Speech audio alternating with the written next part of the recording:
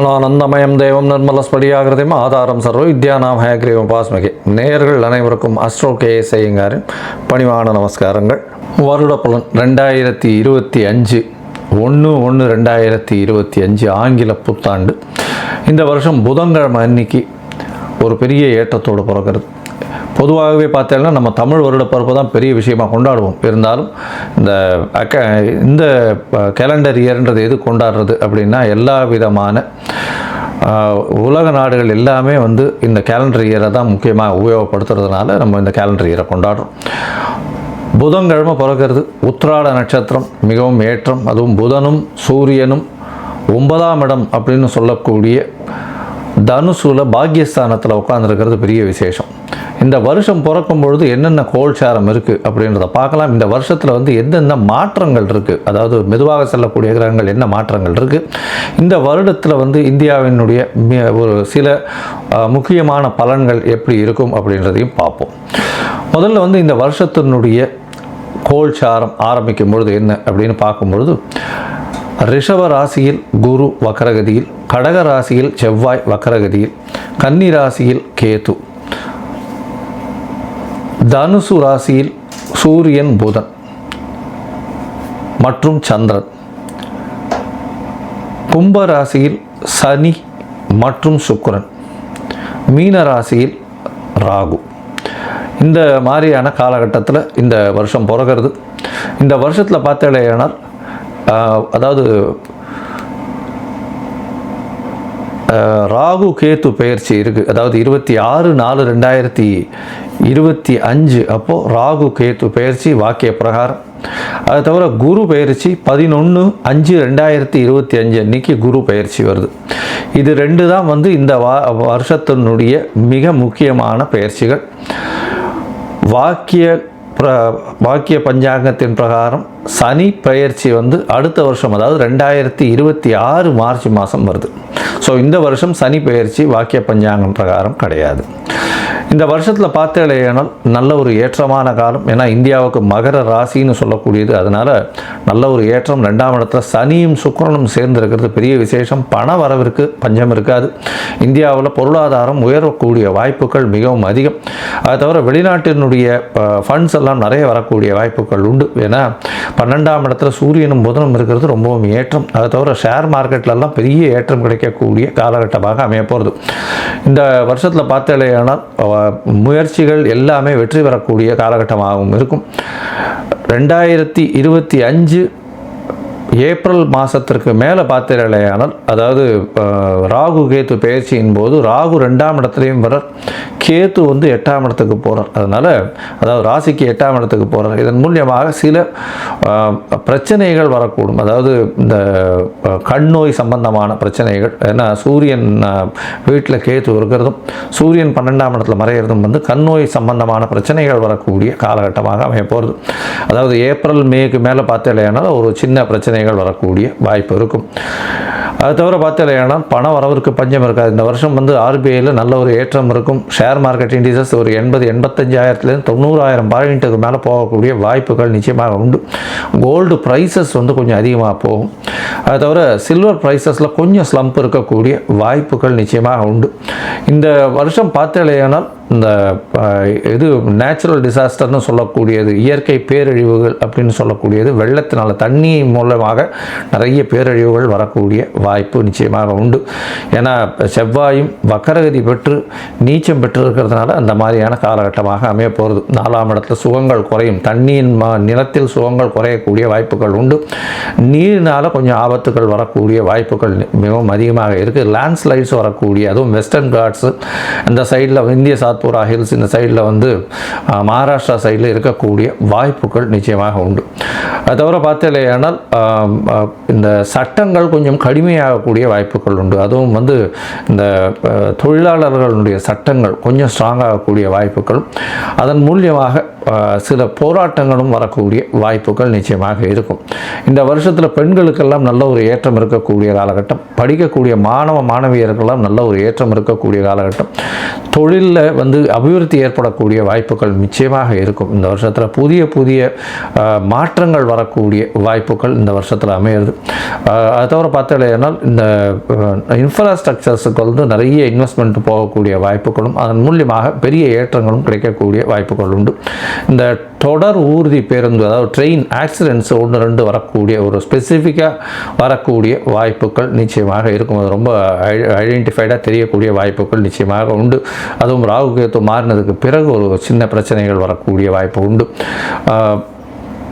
இதை தவிர பார்த்தாலேயானால் இந்த ராஜாக்கள்னு சொல்லக்கூடிய அந்த காலத்தில், இந்த காலத்தில் வந்து முதலமைச்சர்கள், பிரதமர் இந்த மாதிரியான பொசிஷனில், ஹையர் பொசிஷனில் இருக்கிறவங்களுக்கு சில பிரச்சனைகள் வரக்கூடிய, உடல்நல குறைவு வரக்கூடிய வாய்ப்புகள் இந்த வருஷம் நிச்சயமாக இருக்கும். மொத்தத்தில் பார்த்தாலேயானால் இந்த ஸ்போர்ட்ஸ்மேன், விளையாடக்கூடியவர்கள், இவர்களுக்கெல்லாம் விளையாட்டு இந்த மாதிரியான விஷயங்கள் இருக்கிறவர்களில் வந்து இந்தியாவினுடைய பெருமை அதிகமாக தெரியக்கூடிய வாய்ப்புகள் நிச்சயமாக இருக்கும். இந்த வருஷம் பார்த்தாலேயானால் இந்த ராகு கேது பயிற்சியும் குரு பயிற்சி, இந்த 2 பயிற்சிகள் மிகவும் முக்கியமாக இருக்குது. இந்த வருஷத்தில் வந்து இந்த ராகு கேது பயிற்சி, குரு பயிற்சி இந்த மேஷம் முதல் மீனம் வரை உண்டான ராசிக்காரர்களுக்கு என்ன பலன்களை கொடுக்கும் அப்படின்றத ஒன்று பார்க்கலாம். அதுக்கு முன்னாடி என்னுடைய மொபைல் நம்பர் கீழே ஸ்க்ராலிங்கில் வரும். உங்களுக்கு அஸ்ட்ராலாஜிக்கல் கன்சல்ட் தேவைப்படுமேயானால் நீங்கள் வந்து என்னை காண்டாக்ட் பண்ணுங்க. உங்களுடைய date, time, place of birth, அது தவிர உங்களுடைய பெயர், உங்களுடைய தாய் தகப்பனார் பெயரை நீங்கள் அனுப்புங்க. என்னுடைய கட்டணம் என்னன்னு சொல்கிறேன்.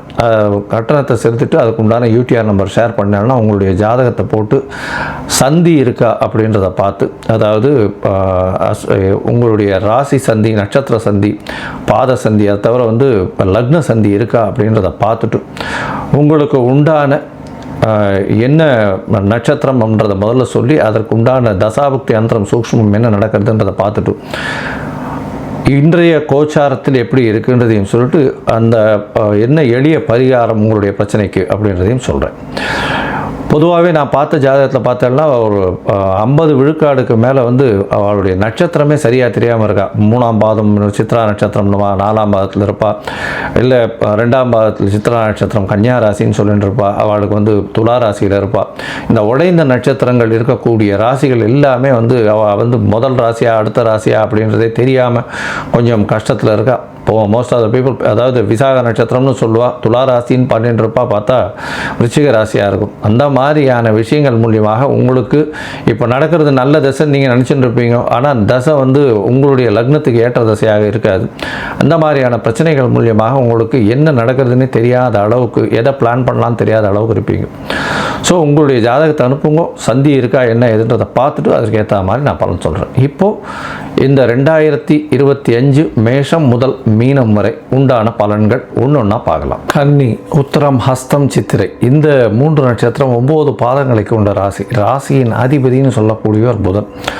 இந்த வருஷம் 2025 ஆரம்பிக்கும் போது உங்களுடைய ராசிநாதன் 4ஆம் இடத்துல இருக்கார். சூரியனோட சேர்ந்து இருக்கக்கூடிய காலகட்டமாக அமைகிறது. உங்களுடைய ராசிக்கு பார்த்தாலேயானால் பொதுவாகவே இந்த 2025ஆம் ஆண்டை வந்து 2ஆக பிரிச்சுக்கலாம். ஒன்று மே மாதம் 11ஆம் தேதி வரலும், அடுத்தது மே மாதத்து 11ஆம் தேதியிலிருந்து டிசம்பர் மாதம் வரலும் உண்டான காலகட்டம்னு பிரிச்சுக்கலாம். முதல்ல இந்த ஜனவரி 1ஆம் தேதியிலிருந்து மே 11ஆம் தேதி வரலும் எப்படி இருக்க போகிறது அப்படின்றத பார்ப்போம். இந்த காலகட்டத்தில் உங்களுடைய ராசிக்கு 9ஆம் இடத்துல குரு பகவான் ஜனவரி, அதாவது பிப்ரவரி 15 தேதியிலேருந்து மே 11 தேதி வரலும் இருக்க போகிறேன்.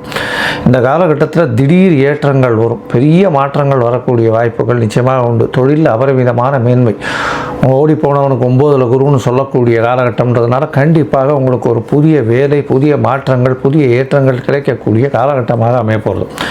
ராசிக்கு பார்த்தாலேனால் 6ஆம் இடத்துல வந்து சனி பகவான், 6ஆம் இடத்தில் சனி பகவான் இருக்கிறதுனால எல்லா விதமான போட்டிகளிலும் வெற்றி பெறக்கூடிய வாய்ப்புகள் உண்டு. புதிய வேலை கிடைக்கக்கூடிய வாய்ப்புகள் நிச்சயமாக உண்டு. உங்களுடைய ராசிக்கு பார்த்தாலேயானால் புதிய வேலை கிடைக்கும், ஏற்றம் கிடைக்கக்கூடிய காலகட்டமாக அமைய போகிறது. 7ஆம் இடத்துல ராகு பகவான் இருக்கிறதும் ராசியில் கேத்து பகவான் இருக்கிறதுனால உடல்நிலையில் சற்று பின்னடைவு இருக்கும்.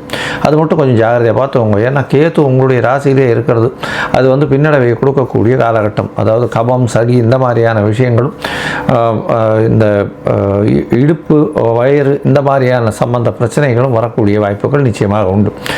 ராசிக்கு 6ஆம் இடத்தில் சனி பகவான் இருக்கிறது ரொம்பவும் விசேஷம். அதனால் புதிய வேலை கிடைக்கும். போட்டி தேர்வுன்னு வந்ததுன்னா மாணவர்களுக்கெல்லாம் நல்ல ஒரு ஏற்றம் கிடைக்கக்கூடிய காலகட்டமாக அமைய போகிறது. இந்த வருஷத்தில் வந்து பார்த்தோம்னா மே 11ஆம் தேதிக்கு மேலே உங்களுடைய ராசிக்கு ராகுவும் கேத்துவும் வேறு மாறிடுறோம். அதாவது 26/4 அன்றைக்கி ராகு உங்களுடைய ராசிக்கு 6ஆம் இடத்துலையும் அதை தவிர கேத்து உங்களுடைய ராசிக்கு 2ஆம் இடத்துலையும் வந்துடுறார், அதாவது 12ஆம் இடத்துலையும் வந்துடுறார். இதன் மூலியமாக வந்து 6ஆம் இடம் வலுத்து போகிறது. 6ஆம் இடம் வலுத்து போகிறது பெரிய விசேஷம். அதனால் எந்த ஒரு விஷயத்திலையும் உங்களுக்கு வெற்றி நிச்சயமாக கிடைக்கக்கூடிய காலகட்டம். புதிய கடன் அதெல்லாம் வந்து எந்த ஒரு கடனாக இருந்தாலும் தீர்த்து வைக்கக்கூடிய வாய்ப்புகள் நிச்சயமாக இருக்கும். இவ்வளவு நாளாக இருந்த கடன் எல்லாமே நல்லபடியாக தீரக்கூடிய காலகட்டமாக அமைய போகிறது.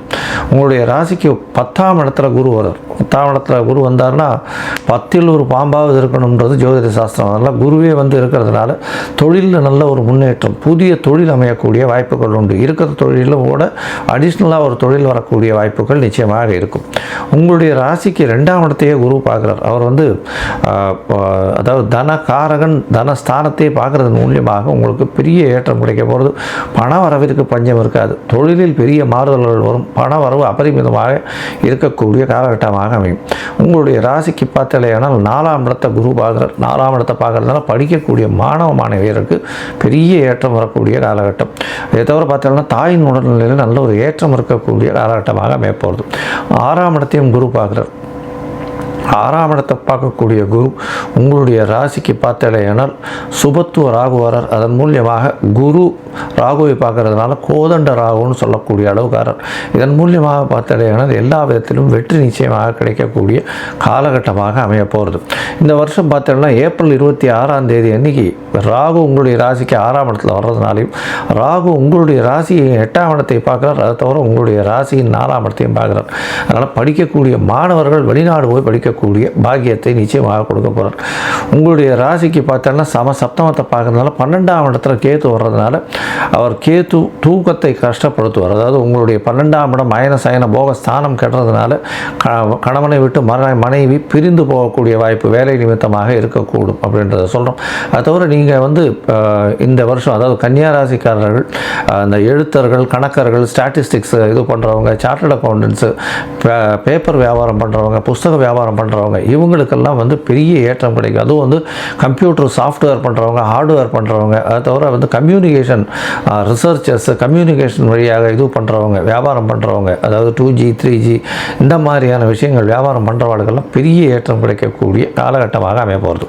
இந்த வருஷத்தில் பார்த்தாலேனா உங்களுடைய ராசிக்கு 12ஆம் இடத்துல கேத்து இருக்கிறதுனால உங்களுடைய சொந்த ஊரில் இருக்கக்கூடிய இந்த எல்லை கோவிலுக்கு போய் அங்கே வந்து எல்லை கோவிலில் இருக்கக்கூடிய ஆண் தெய்வத்துக்கு அதாவது ஐயனார் இந்த மாதிரியான ஆண் தெய்வத்திற்கு வந்து உங்களால் முடிஞ்ச இந்த விளக்கு போட்டுவாங்க. அது ஒரு பெரிய ஏற்றத்தை கொடுக்கும்.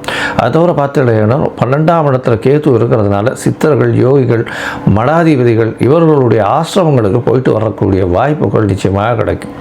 இந்த வருஷத்தில் பார்த்தாலேயானால் உங்களுடைய ராசிக்கு புதிய அதாவது படிக்கக்கூடிய மாணவர்களுக்கு நீங்கள் கொஞ்சம் செலவு பண்ணிங்கன்னா உங்களுக்கு எல்லா விதமான ஏற்றங்களும் கண்டிப்பாக வரக்கூடிய காலகட்டமாக அமைய போகிறது. மொத்தத்தில் பார்த்தோம்னா இந்த வருஷம் வந்து ஏற்றமான வருஷமாக கன்னியா ராசிக்கு இருக்கும். புதிய வேலை கிடைக்கும். போட்டிகளில் எல்லாவற்றிலும் வெற்றி பெறக்கூடிய வாய்ப்பு. பண வரவிற்கு பஞ்சம் இருக்காது. குடும்பத்தில் நல்ல ஒரு சந்தோஷம் இருக்கும். குலதெய்வத்தை வழிபடக்கூடிய வாய்ப்புகள் நிச்சயமாக இருக்கும். படிக்கக்கூடிய மாணவர்களுக்கு ஏற்றமான செய்தி வரும். தாயின் உடல்நிலையத்தில் நல்ல ஒரு ஏற்றம் இருக்கும். தந்தையின் உடல்நலத்தில் நல்ல ஒரு ஏற்றம் இருக்கக்கூடிய காலகட்டமாக அமைய போகிறது. மொத்தத்தில் இந்த கன்னியா ராசிக்காரர்கள் அருகில் இருக்கக்கூடிய லக்ஷ்மி நரசிம்ம பெருமாளுக்கு போயிட்டு ஒரு துளசி மாலை போட்டு வர்றதன் மூலியமாக நல்ல ஒரு ஏற்றமும் மாற்றமும் இந்த வருஷம் நிச்சயமாக உண்டு.